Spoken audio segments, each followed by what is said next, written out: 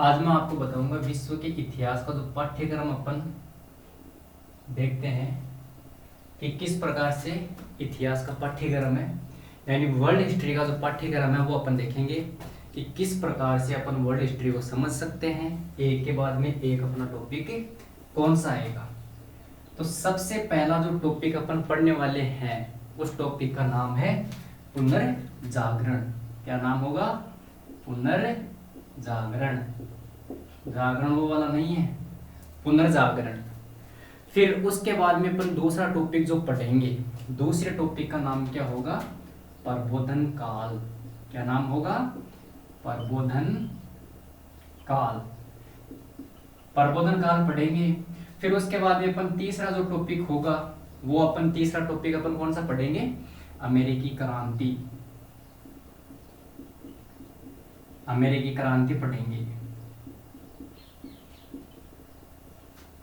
उसके बाद अपन कौन सी क्रांति पढ़ेंगे? इंग्लैंड की क्रांति पढ़ेंगे। इंग्लैंड की क्रांति। उसके बाद में अपन क्या पढ़ेंगे? फ्रांस की क्रांति। क्या पढ़ेंगे? फ्रांस की क्रांति। उसके बाद में अपन क्या पढ़ेंगे? औद्योगिक क्रांति। औद्योगिक क्रांति। जैसे पुनर्जागरण काल हो जाएगा, प्रबोधन काल हो जाएगा, अमेरिकी क्रांति हो जाएगी, इंग्लैंड की क्रांति हो जाएगी। फिर उसके बाद में अपन फ्रांस की क्रांति पढ़ेंगे। फिर उसके बाद में अपन क्या पढ़ेंगे? औद्योगिक क्रांति पढ़ेंगे। औद्योगिक क्रांति के बाद में अपन क्या पढ़ेंगे? अमेरिकी गृह युद्ध।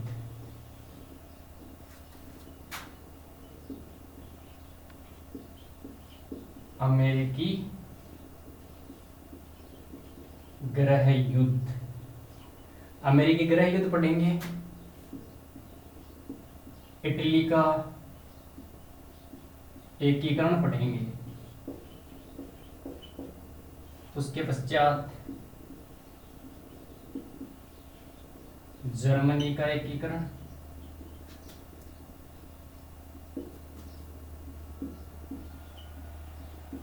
प्रथम विश्व युद्ध।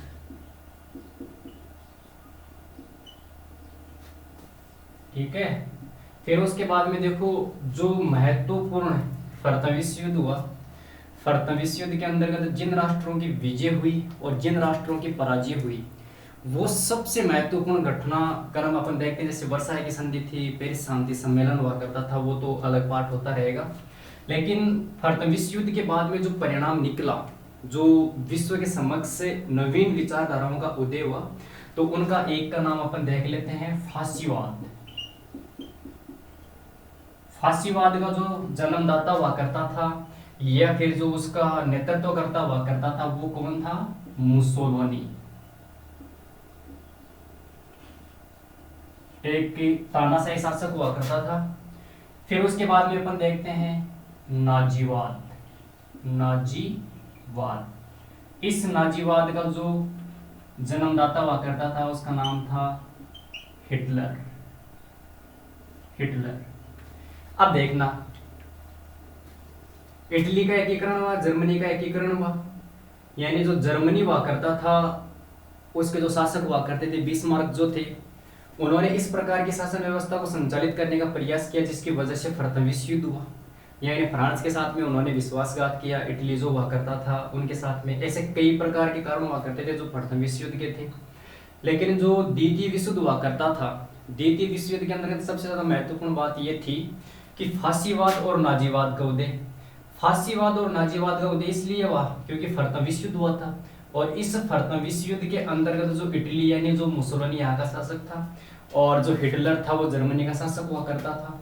यानी हिटलर और जो मुसोलिनी जो हुआ करते थे इनको नाखुश किया गया था किसमें? प्रथम विश्व युद्ध के अंतर्गत जो पेरिस शांति सम्मेलन हुआ था उसके अंतर्गत हिटलर की और मुसोलिनी जो इटली के महत्वपूर्ण शासक हुआ करते थे उनकी बात को ध्यान में नहीं रखा गया था, जिसकी वजह से इन्होंने एक नवीन विचारधारा का आविष्कार किया और उदय किया जिसका नाम फासीवाद और नाजीवाद, यानी एक तानाशाही शासन हुआ करता था। उसके पश्चात अपन देखते हैं जो अगली घटना हुई उसका नाम था द्वितीय विश्व युद्ध। द्वितीय विश्व युद्ध।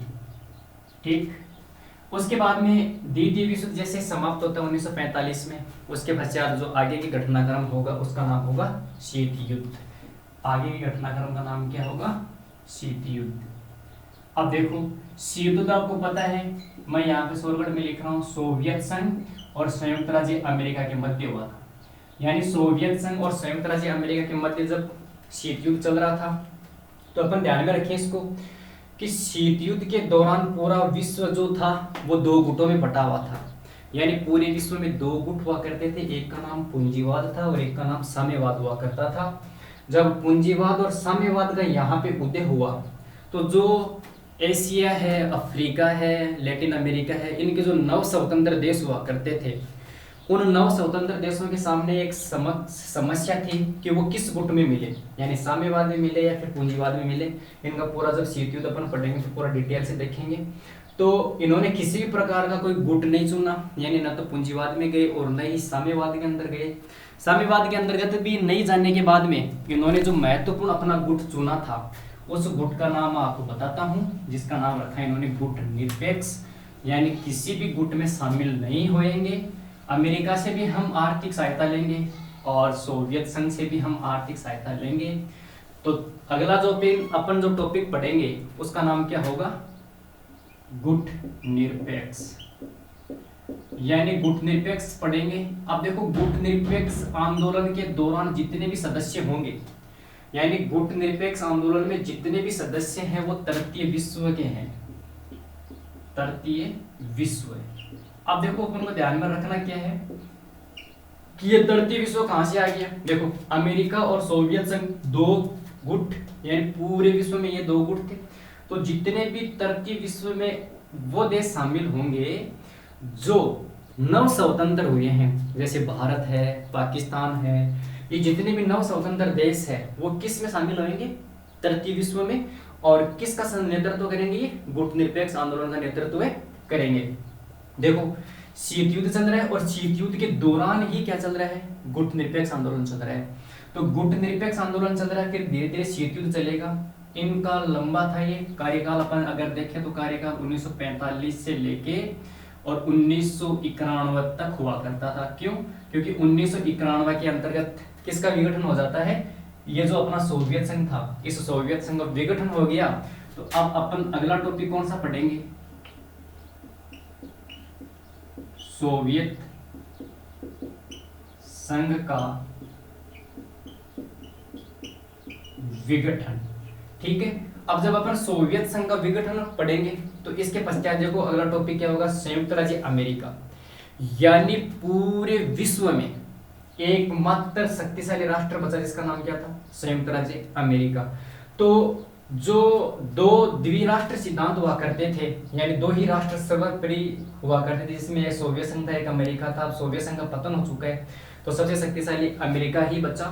तो अब अमेरिका ने क्या किया? अमेरिका की जो बड़ी बड़ी कंपनियां हुआ करती थी उन्होंने अपना नव उपनिवेशवाद, देखो एक उपनिवेशवाद होता है जिसके अंतर्गत पूर्ण रूप से सरकार का नियंत्रण शक्तिशाली राष्ट्र के अधीन आ जाता है, लेकिन नवीन अवधारणा का विकास हुआ नव उपनिवेशवाद। यानी पैसे दिए गए जो गरीब राष्ट्र हुआ करते थे और उनके जो आर्थिक और प्राकृतिक संसाधन हुआ करते थे उनके ऊपर उन्होंने क्या कर लिया? अपना नियंत्रण कर लिया था। नव उपनिवेशवाद पढ़ेंगे, फिर उसके बाद में अपन जापान का आधुनिकीकरण पढ़ेंगे। जापान का आधुनिकीकरण। इससे पहले अपन एक टॉपिक और छोड़ दिया अपन ने, देखो नव उपनिवेशवाद से पहले सोवियत संघ का विघटन हो गया और गुट निरपेक्ष आंदोलन हो गया, द्वितीय विश्व युद्ध हो गया। यहाँ पे अपन एक टॉपिक और ऐड करेंगे जिसका नाम होगा चीन की क्रांति। चीन की क्रांति, यानी यहाँ पे अपन चीन की क्रांति भी पढ़ेंगे।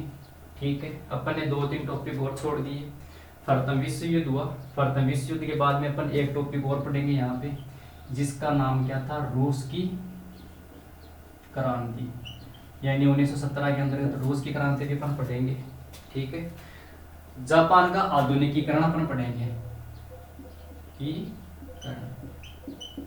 ये वाले सारे के सारे जितने भी टॉपिक है अपन क्लियर करेंगे किस सब्जेक्ट के अंतर्गत? विश्व इतिहास। यानी अपना एक पूरा पार्ट होगा।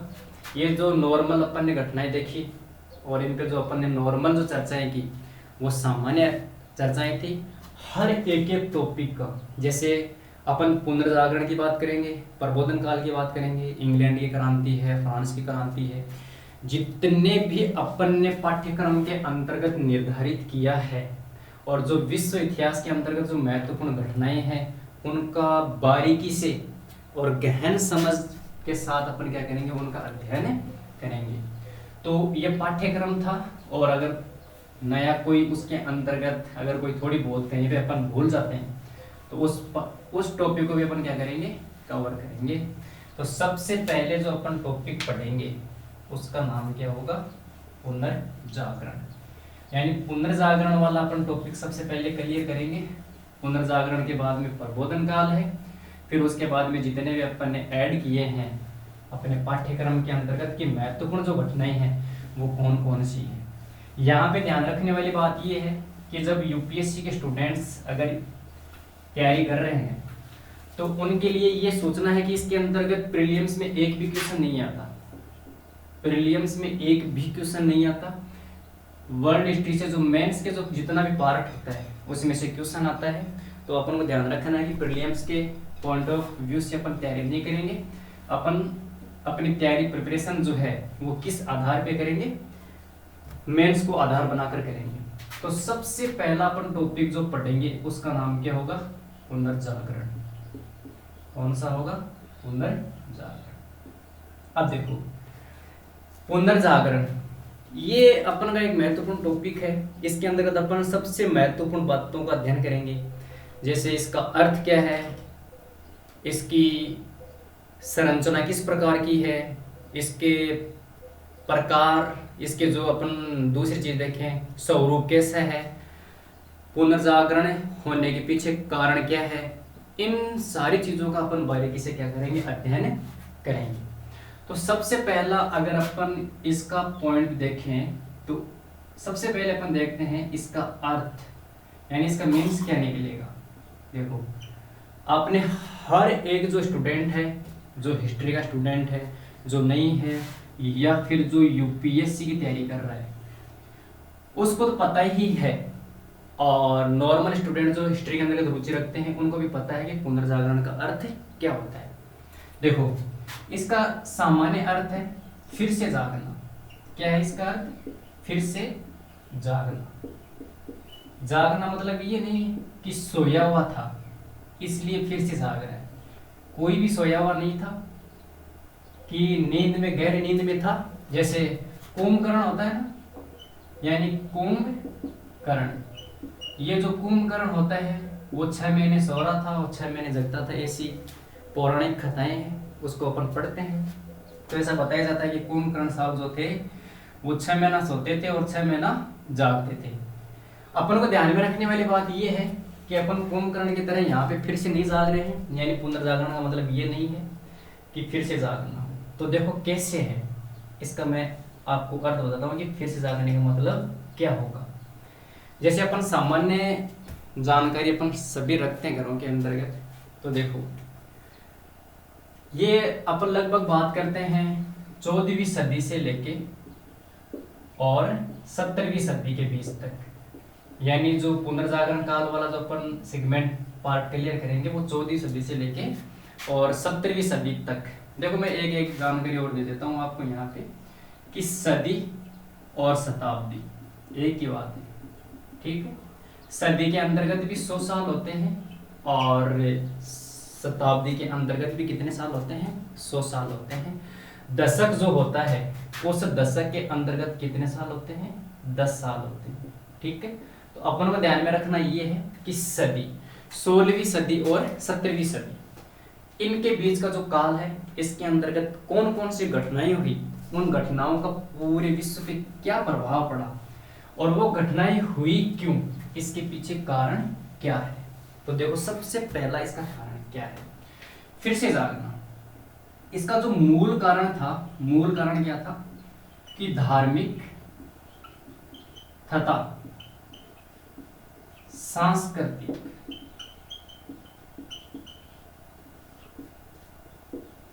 ये इसका मूल कारण था कि धार्मिक तथा सांस्कृतिक देखो 14वीं सदी और 17वीं सदी के बीच का जो काल था, इससे पहले भी और इस बीच में क्या हुआ कि जो यूरोप महाद्वीप था उसके अंतर्गत नवीन विचारधाराओं का आविष्कार हुआ, नवीन विचारधाराओं का उदय हुआ, जिसके अंतर्गत एक नाम आता है पुनर्जागरण। देखो कि धार्मिक तथा सांस्कृतिक, एक देखो अपन छोटा सा वर्ड है ये संस्कृति, क्या नाम है, संस्कृति, इसको पहले क्लियर करते हैं। देखना इस संस्कृति शब्द के अंतर्गत अपन किन किन चीजों को समाहित कर सकते हैं। देखो सबसे पहले अपन इसको समाहित करते हैं वेशभूषा, ठीक, यानी व्यक्तियों का किस प्रकार का पहनावा है। उसके बाद में अपन इसको शामिल करते हैं रहन और सहन, ठीक है, यानी लोगों का निवास स्थान किस प्रकार का है, लोग किस प्रकार से रहते हैं, किस प्रकार से खाते हैं, ठीक है। उसके बाद में अपन शामिल करते हैं इसके अंतर्गत खान और पान, ठीक, इसके अंतर्गत अपन शामिल कर सकते हैं किसको, भाषा, ठीक है। इसके अंतर्गत अपन किसको शामिल कर सकते हैं, रीति और रिवाज, ठीक। इनके अंतर्गत अपन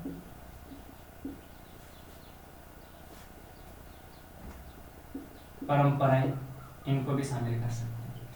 तो संस्कृति शब्द के अंतर्गत वेशभूषा, रहन सहन, खान पान, भाषा, रीति रिवाज, परंपराएं, इनको अपन क्या करते हैं, सम्मिलित करते हैं। तो अब देखो यहाँ पे हुआ क्या कि 14वीं और 17वीं 16वीं सदी के मध्य का जो काल था, इस काल के अंतर्गत जो लोग थे जितने भी, उनका एकमात्र काम था ईश्वरीय सत्ता, कि इस पृथ्वी पे जितना भी कुछ हो रहा है, अपन चल रहे हैं, खाना खा रहे हैं, ये हवा चल रही है, पानी है, पी रहे हैं, कुछ भी XYZ कोई भी चीज हो, जितनी भी क्रियाएं प्रतिक्रियाएं इस पृथ्वी पे हो रही है, उसमें मानव का किसी भी प्रकार का कोई योगदान नहीं है। सर्वश्रेष्ठ कौन है, ईश्वर। अब अपन इसको एक नाम दे सकते हैं कि इस काल के दौरान जो लोगों की धारणाएं थी, अवधारणाएं जो हुआ करती थी, वो क्या थी, ईश्वरीय सत्ता, यानी सबसे सर्वोपरि कौन है, ईश्वरीय सत्ता। यानी जैसे ईश्वर के बिना पत्ता भी नहीं हिलता, इस प्रकार की क्या होती है, अवधारणाएं थी, ठीक है। ये बात तो सही है, लेकिन देखो एक वर्ड है यहाँ पे विश्वास, ये इंपॉर्टेंट है, विश्वास होना चाहिए, हर चीज पे विश्वास होना चाहिए, लेकिन उस चीज के ऊपर क्या नहीं होना चाहिए, अंधविश्वास कभी भी नहीं होना चाहिए। तो यहाँ के जो लोग हुआ करते थे, इस काल के जो लोग हुआ करते थे, उनमें क्या हुआ करता था, सबसे ज्यादा अंधविश्वास था। ये तो अपन 14वीं और 17वीं सदी की बात कर रहे हैं। आज भारत और आज पूरी दुनिया, इसके अंतर्गत 21वीं सदी का काल चल रहा है।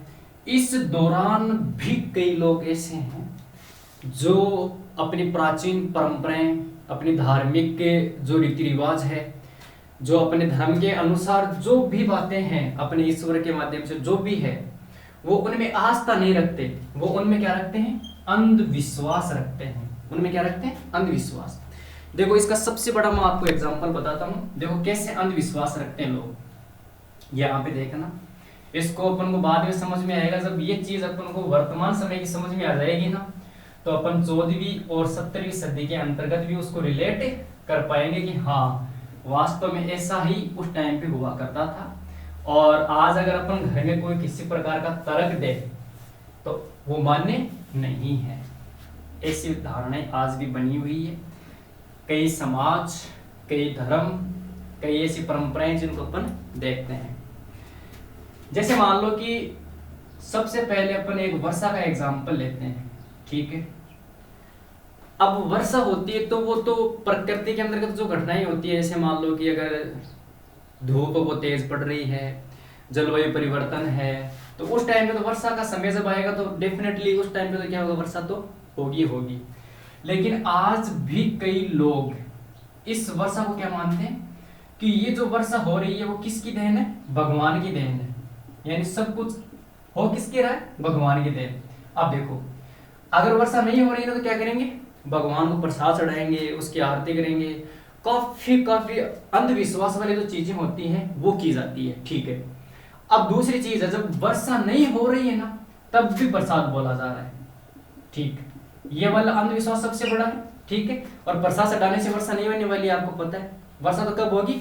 जब उसकी स्थिति बनेगी, जब उसका वातावरण बनेगा, जब पानी गर्म होगा, ऊपर जाएगा, वाष्प बनेगा। वो अपन जब साइंस के अंतर्गत पढ़ते हैं तो वो पूरा का पूरा अपन देखते हैं। अब देखो, वर्षा हो गई तो प्रसाद चढ़ा रहे हैं। अब वर्षा सॉरी नहीं हुई तो प्रसाद चढ़ा रहे हैं। अगर हो गई, बरसात होगी, ठीक है, भयंकर बरसात हो रही तो उस टाइम पे क्या करेंगे लोग? उस टाइम पे भी प्रसाद चढ़ाएंगे।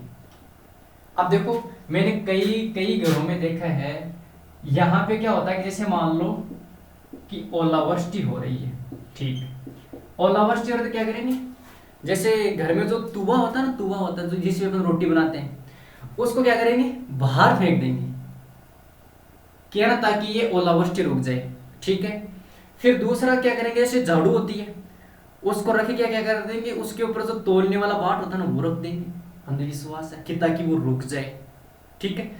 आंधी आ रही है तो ऐसी ऐसी घटनाएं करेंगे जिसको कोई महत्व नहीं है, कोई उसका साइंस का कोई कारण नहीं है कि मतलब ये साइंटिफिक भी है, कोई भी नहीं है। दूसरी चीज, जैसे मान लो कि अपने घर में सांप आ गया। अब देखो, सांप बेचारा एक प्राकृतिक जीव है बेचारा, ठीक है ना, अपन की तरह है, वो भी कोई दिक्कत नहीं है। वो इधर से उधर घूमता है, जैसे अपन घूमते वो भी घूमेगा। अगर सांप घर में आ गया तो उसकी मौत निश्चित है, वो पक्का मरेगा। और अगर सांप घर में नहीं आ रहा है तो क्या करेंगे? महाराज के जाएंगे, गोगा जी के चले गए, उसके चले गए, जितने भी देवताएं हैं, जो सर्प वाले जितने भी देवता हैं, उनके सब के हाथ जोड़ेंगे, ठीक है। तो इस प्रकार की अवधारणाएं, यानी आज भी कोई प्रक्रिया हो रही है, कोई क्रियाएं हो रही है आधुनिक समय में। आज अपन अपने आप को आधुनिक मानते हैं, इस समय में भी बहुत सारे ऐसे लोग हैं जो बिल्कुल भी साइंस को नहीं मानते।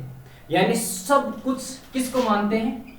ईश्वर को मानते हैं। यानी सारा का सारा क्या है? ईश्वर है। तो ये आज भी धारणाएं बनी हुई है। तो आप सोच के देखो कि 14वीं और 17वीं सदी के अंतर्गत किस प्रकार का समय रहा होगा। तो उस टाइम पे क्या था? फिर से जागना।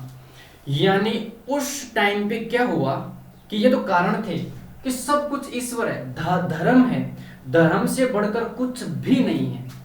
आज के समय में भी सारे के बहुत सारे लोग ऐसे हैं जो धर्म को ही अपना सब कुछ मानते हैं, इसके अलावा किसी को कुछ नहीं मानते। तो उस टाइम की अपन ने बात की कि इसके पीछे कारण क्या था कि यानी पुनर्जागरण हुआ। अब देखो, अब यहाँ पे क्या है कि अगर आप घर में उनको बताओगे लोगों को कि ना, अगर आप ओलावृष्टि हो रही है और ये तुवा फेंक रहे हो तो इससे ओलावृष्टि रुकने वाली नहीं है, तो वो अपन को तर्क देने लगेंगे कि नहीं ये है, भगवान रोक देगा, वो रोक देगा। और जब अपन उनको तर्क देंगे ना, तार्किक बात करेंगे, तो ये कहेंगे कि ये लोग क्या हो गए? पागल हो गए, ये लड़का ज्यादा पड़ गया, इसका दिमाग खिसक गया, इसको भगवान के ले जाओ, उसको ये ले जाओ, उसके वो चढ़ाओ, उसके नारियल चढ़ाओ, उसकी ये करो।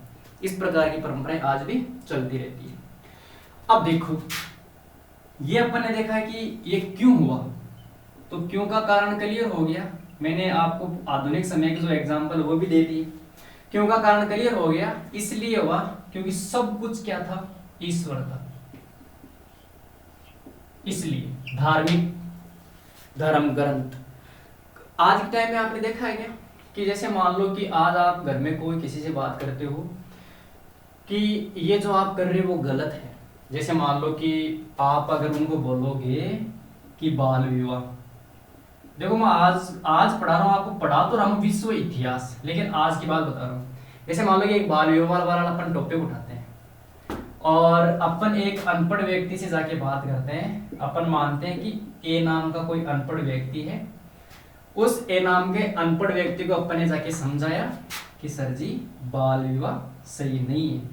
यानी जो सरकार ने, जो कानून ने उम्र निर्धारित की है वो तो कम से कम होनी चाहिए ना, यानी वो तो निर्धारित होनी चाहिए कि बाल विवाह इससे पहले आप करोगे तो वो बाल विवाह आएगा।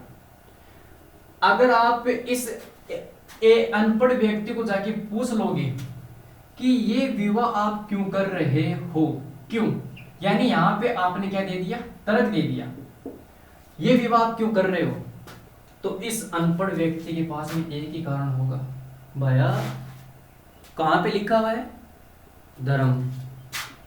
जबकि उनको इस धर्म के बारे में बिल्कुल भी नॉलेज नहीं है कि धर्म शब्द का अर्थ क्या होगा, बिल्कुल नॉलेज नहीं है। तो वो देखो क्या मानते हैं कि धर्म, कि सब कुछ इसमें लिखा हुआ है धर्म।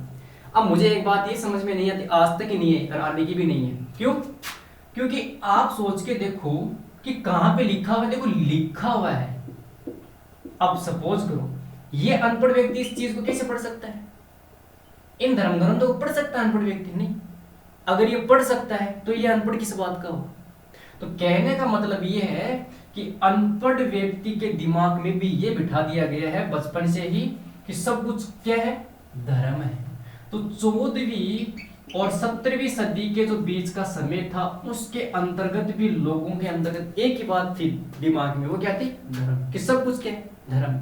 इसके अलावा वो किसी को भी नहीं मानते थे। तो आज आप इनको साइंस का तर्क दोगे ना कि नहीं सर जी, अगर आप बाल विवाह करोगे तो अनेक प्रकार की समस्याएं आएंगी। क्यों, देखो क्योंकि जो बाल विवाह हो रहा है वो किसका शिकार होगा, कुपोषण का शिकार होगा, उसके बच्चे कुपोषण के शिकार होंगे, ठीक है। विधवा विवाह जो विधवा प्रथा जो है उसको ज्यादा बढ़ावा मिलेगा। क्यों, अब देखो बाल विवाह क्या होता है, लड़की की उम्र होती है 15 साल और लड़की की उम्र होती है 30 साल, लड़की 15 लड़का 30 साल। अब सपोज करके देखो कि ये 15 साल बड़ा है, ठीक है, और ये मरेगा भी जल्दी, तो ये जब जल्दी मरेगा तो ये विधवा होएगी कि नहीं होएगी, तो आगे वाला जो जीवन होगा इसका क्या होगा, कष्टप्रद होगा। देखो एक प्रथा थी अपने भारत में, सती प्रथा, ठीक है, पति मर गया पत्नी को भी जला दो, ये इस प्रकार की प्रथा थी। अब जब लोगों को पूछा गया ना, जब लोगों को ये पूछा गया कि ना ये सती प्रथा क्या होती है, तो जब लोगों को पूछा गया तो उस टाइम पे अपन को ध्यान में रखने वाली बात ये है, उन्होंने क्या कहा, किस में लिखा है, धर्म में लिखा।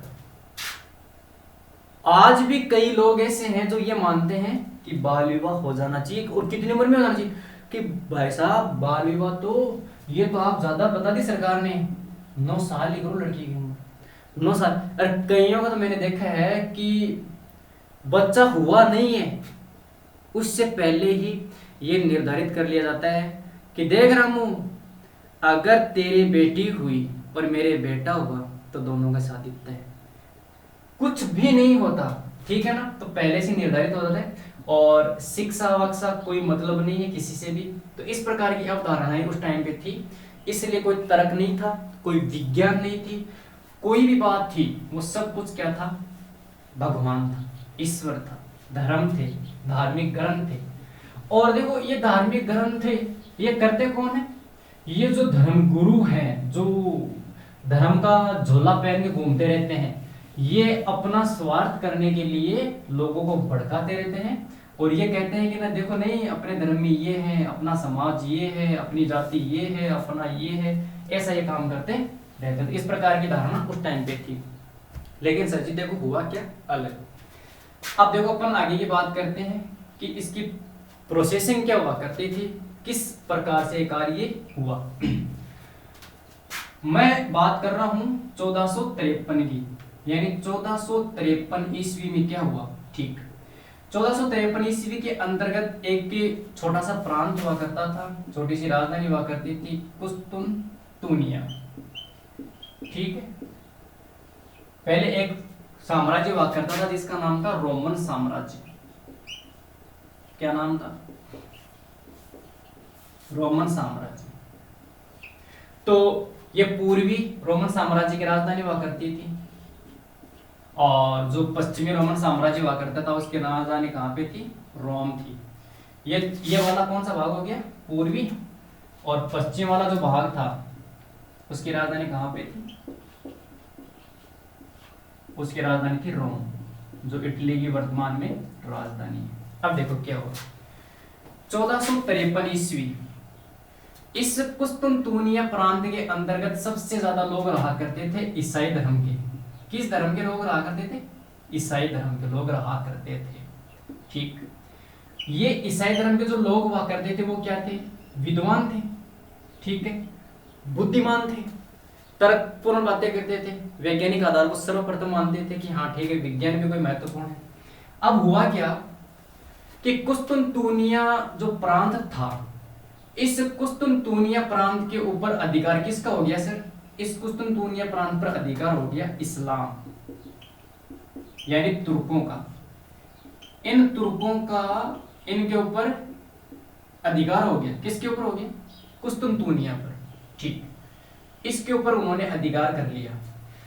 तो अब इस कुस्तुनतुनिया के अंतर्गत 1453 ईस्वी में क्या हो गया? पतन।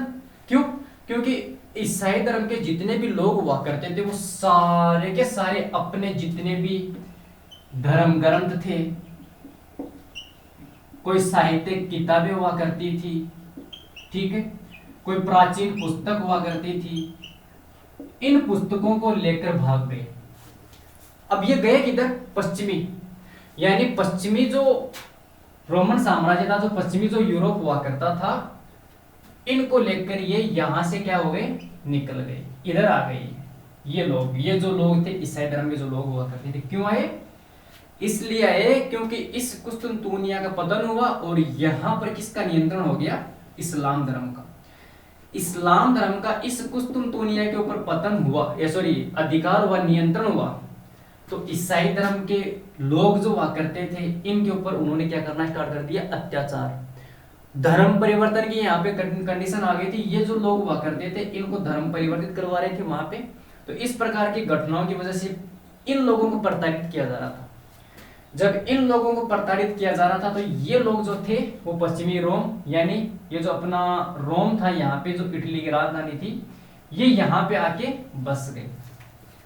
अब देखो, पूर्वी भाग से भागकर कहां पे जा रहे हैं? पश्चिमी भाग के अंतर्गत जा रहे हैं। कौन जा रहे हैं? ईसाई धर्म के लोग। कहां पे जा रहे हैं? इटली के अंतर्गत। जब ये लोग इटली के अंतर्गत जाएंगे तो यहां पे इन्होंने क्या किया कि अपने धर्म ग्रंथों के साथ में ये जो पश्चिमी लोग यहाँ पे रहा करते थे, अब ये पूर्वी लोग, पश्चिमी और पूर्वी लोग दोनों आपस में क्या हो गए? मिल गए। तो पूर्वी लोगों का और पश्चिमी लोगों का जब आपसी मिलन हुआ तो इन्होंने इनके धर्म ग्रंथ समझे और इन्होंने इनके धर्म ग्रंथ समझे कि दोनों के धर्म ग्रंथों में किस प्रकार की समानताएं हैं, कि कितना ईश्वर महत्वपूर्ण है, उसकी सत्ता कितनी महत्वपूर्ण। इन सारी चीजों का इन्होंने क्या किया? एनालिसिस किया, विश्लेषण किया। यहां तक इनकी बात हुई।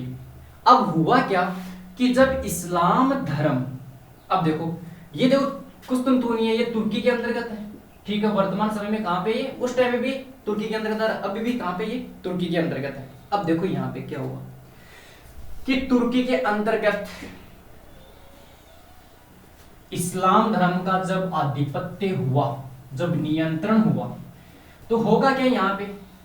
मैं बताता हूं। एक सागर का नाम है जिसका नाम है भूमध्य सागर। इसका नाम क्या है? भूमध्य सागर।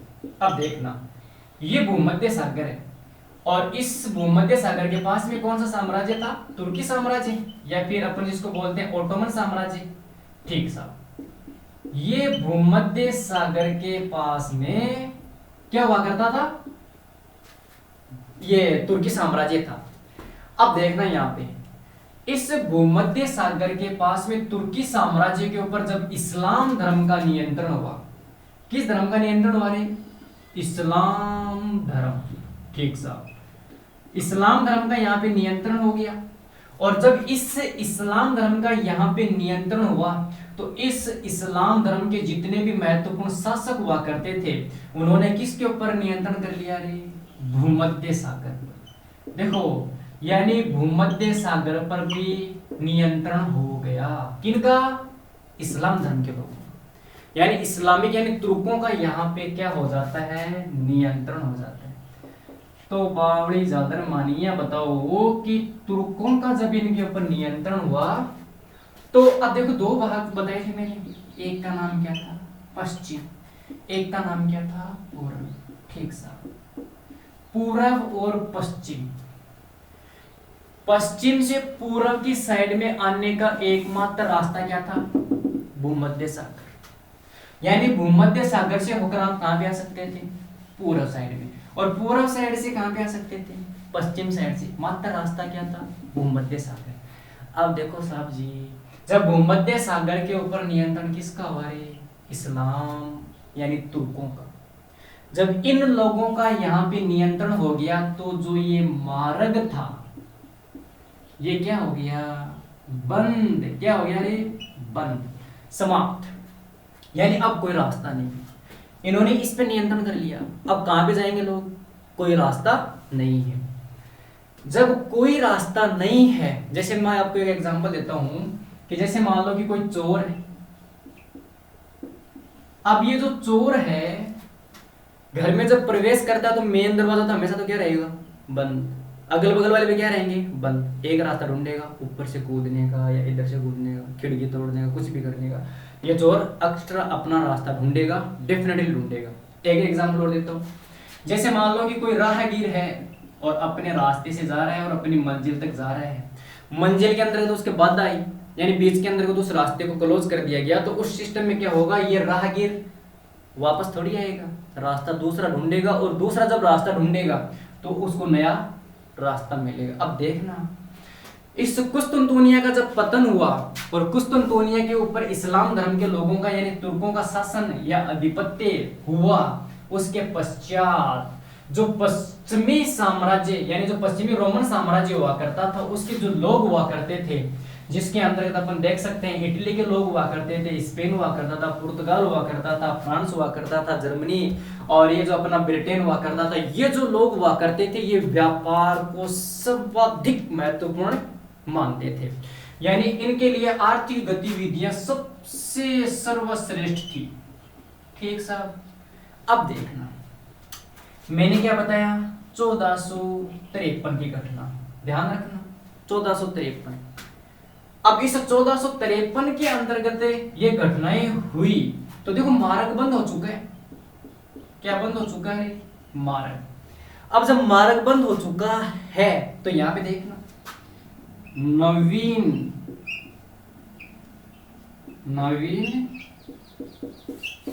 भौगोलिक खोजों का विकास। ये वाला देखो सेंटेंस सबसे इंपॉर्टेंट है साहब।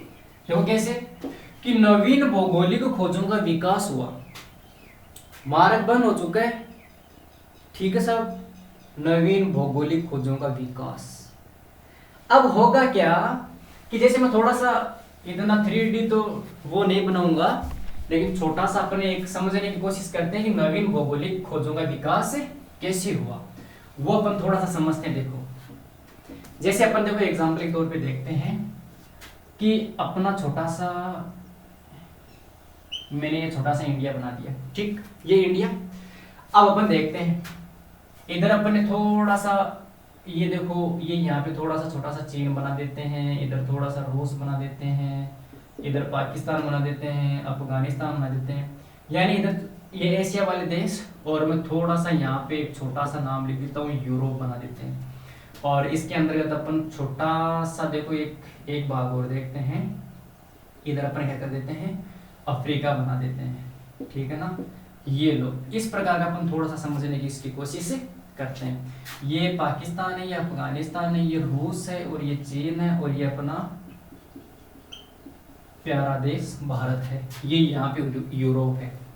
अब देखो मैंने जो घटना बताई थी आपको, वो यहाँ पे भूमध्य सागर अपन ने देखा था। जैसे मान लो कि यहाँ पे क्या था, भूमध्य सागर था, तो इधर से लोग आते थे। ठीक है, यहाँ पे जैसे मानते हैं अपन क्या था, तुर्की था, और इधर ये इसके देश मान लेते हैं, जैसे स्पेन है, इटली है, फ्रांस है, जर्मनी है, पुर्तगाल है, ये यहाँ पे यूरोप के देश अपन मान लेते हैं। ये रास्ता बंद है साहब। अब देखो यहाँ पे समुद्र है, यहाँ पे समुद्र है, ये पूरा का पूरा यहाँ पे क्या है, समुद्र है। ये क्या है, समुद्र। ठीक साहब। अब देखना क्या, ये अफ्रीका है, बहुत बड़ा, मैंने छोटा सा लिखा, नाम ही लिखा है, अगर मैं चित्र बने तो बहुत बड़ा बनता है। तो देखो भूमध्य सागर वाला पार्ट क्या है साहब, बंद, यानी आप इधर से इधर नहीं आ सकते। तो पूरा से पश्चिम वाला रास्ता क्या हो गया, बंद। अब देखते हैं अपन क्या करते हैं। पुर्तगाल एक छोटा सा देश है, यहाँ पे अपन मानते हैं ये पुर्तगाल, मैंने बताया था यूरोपीय जो थे वो व्यापार को सर्वाधिक महत्वपूर्ण मानते थे। ठीक है, व्यापार, वो इंटरनेशनल व्यापार नहीं करते थे लेकिन नेशनल स्तर पर तो व्यापार करते थे। तो अब देखो हुआ क्या, ये पुर्तगाली लोग, इन्होंने सोचा कि सर जी पहले तो अपन इधर से इधर चले जाते थे, अब ये तो रास्ता बंद हो गया। क्यों? क्योंकि यहाँ पे तुर्कों का आधिपत्य हो चुका है, ये इधर से इधर नहीं जाने देंगे। ओके साहब, अब हुआ क्या, ये देखो ये पुर्तगाली है ना, आपने नाम सुना होगा, एक स्पेन का निवासी हुआ करता था, कौन? कोलंबस।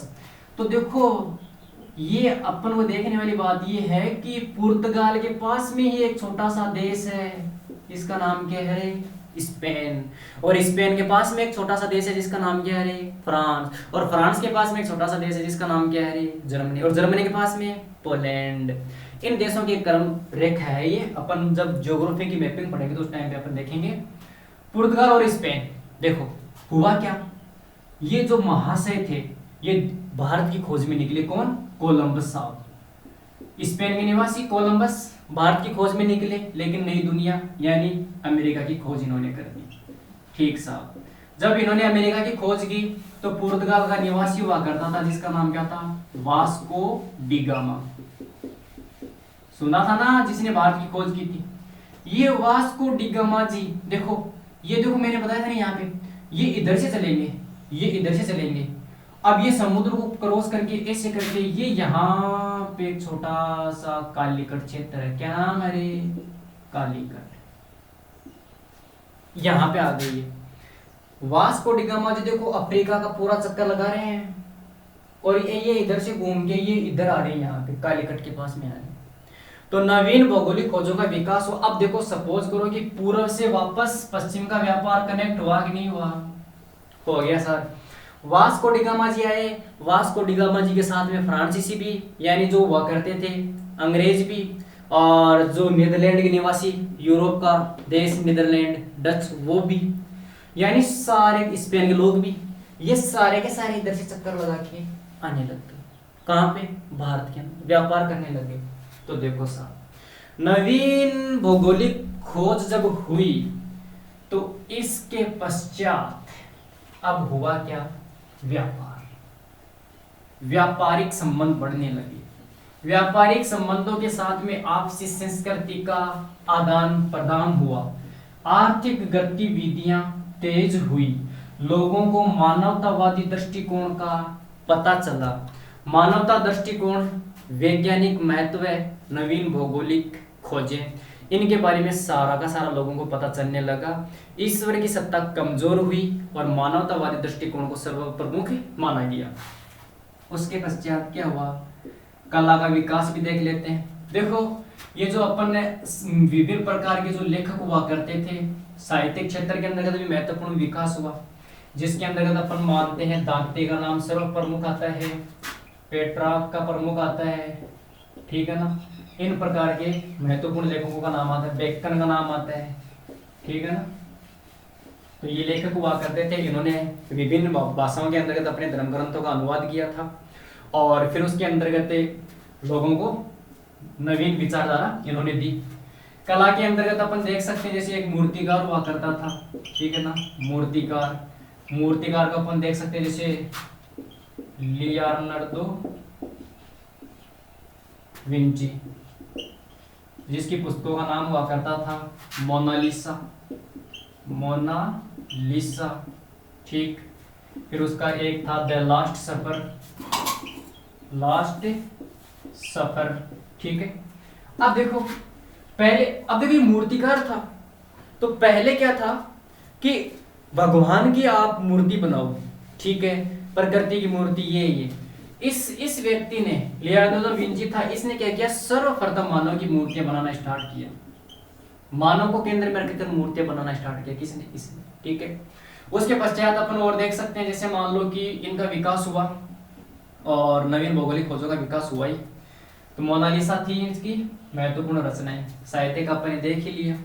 तो इस प्रकार से पुनर्जागरण का प्रभाव दुनिया के ऊपर पड़ा और दुनिया के अंतर्गत नवीन विचारों का आदान प्रदान हुआ और ईश्वर की सत्ता कमजोर पड़ी और मानवतावादी दृष्टिकोण को सर्वप्रमुख माना गया। तो इस प्रकार से पुनर्जागरण का यूरोप के अंतर्गत ही नहीं पूरे विश्व के ऊपर इसका प्रभाव पड़ा और इसके पश्चात हर एक चीज के अंतर्गत लोगों ने क्या करना स्टार्ट कर दिया, तर्क यानी वैज्ञानिक दृष्टिकोण को अपनाना स्टार्ट कर दिया कि ये घटना क्यों, ठीक। दूसरी चीज और हुई इस टाइम पे, विभिन्न अखबारों का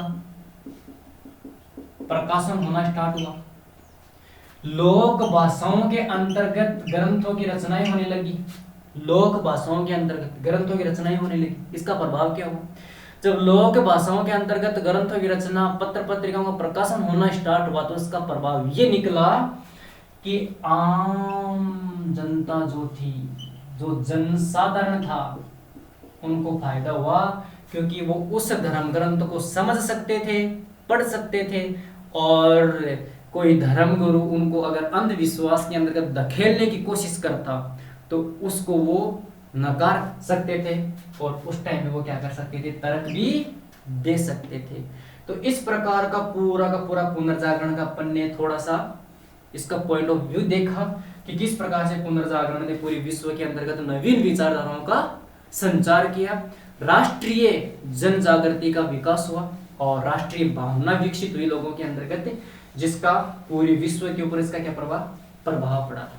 ठीक है, तो ये अपना पुनर्जागरण कंप्लीट, ठीक है ना। और इसमें अपन को बाकी अपन को पढ़ना पड़ेगा क्योंकि अपन जब बुक्स के अंतर्गत कोई चीज पढ़ते हैं तो अपना पूरा दिमाग लगता है। यहाँ पे आपको केवल और केवल पॉइंट ऑफ व्यू दिया जाता है कि हाँ ठीक है, कि इस हिसाब से आप तैयारी कर सकते हो कि किस प्रकार से ये सिस्टम चला। तो ठीक है, अगला नेक्स्ट वीडियो अपन देखेंगे प्रबोधन काल वाला।